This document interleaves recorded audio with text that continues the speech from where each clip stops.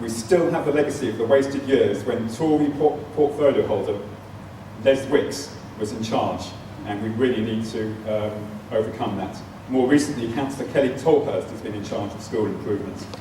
And I noticed that we do have an Ofsted inspection next week of Medway looking at school improvements, so I'll be very interested to see what the latest is in terms of what they think about Medway. It's a travesty that we're still near the bottom of the league table for our results at Key Stage 2. Parents don't want to have to send their children to the comparatively large percentage of our primary schools that have been judged by Ofsted to be either inadequate or requiring improvement. So, our pledge number 2, Labour will improve education standards with an independent review of Key Stage 2 here in Medway. We've consistently called for education in Medway to be prioritised under a single directorate and for a clear and focused plan to improve our primary schools, including developing senior leadership and improving recruitment of school governors. We will have a directorate more focused on the improvements that we need in our primary schools to close that continued gap which I've mentioned earlier on about Medway being 4% behind the national average at Key Stage 2. A single directorate more focused as well on improving safeguarding by recruiting and retaining children's social workers for longer so that schools can actually develop their working relationships with social care over CAFS, children's assessments and such like.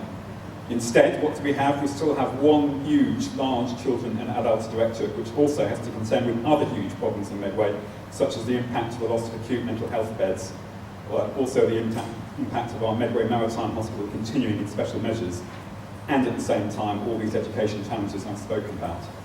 We haven't yet seen the improvement our parents, teachers and children deserve. The Key Stage 2 scrutiny task group from a few years back, on which my colleague Councillor Daughter Gilby took part, pointed to the need for stronger and better trained school governors.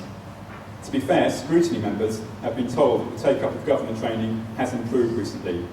There was also a recommendation that more ward councillors, like my colleague Councillor Vince Maple, who has stepped up to the plate and used his skills by himself becoming a school governor, so thank you for that, Vince, and there have been others as well.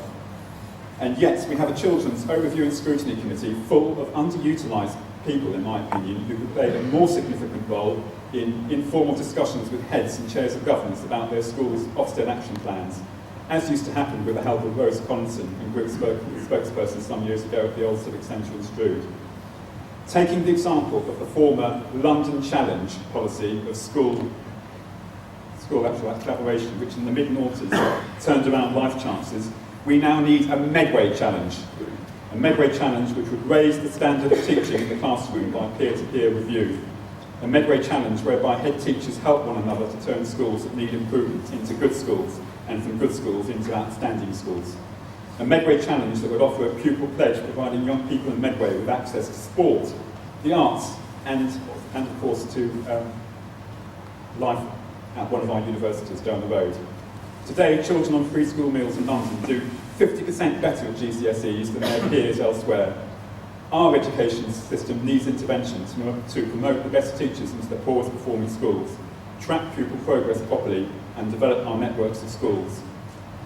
Yes, we know that more and more of our schools have now changed their status, and we certainly have less powers to actually tell our schools what to do. But isn't it all about, these days, partnership working these days, and influencing our schools rather than instructing them?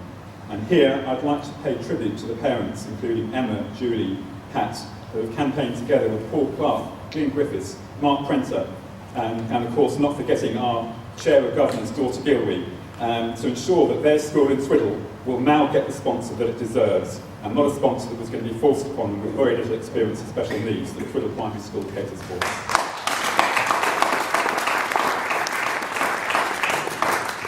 Vince Maple and I have visited a number of schools throughout Medway. There is an appetite in our primary schools for more working together to grow more outstanding teachers, to provide more opportunities for our best teachers to be seconded to neighbouring schools that need their help.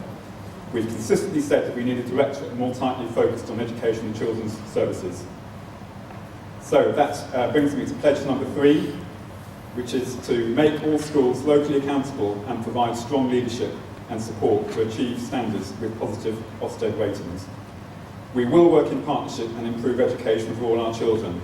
Our children only get the one chance of a good education. Let's all work together to achieve high standards.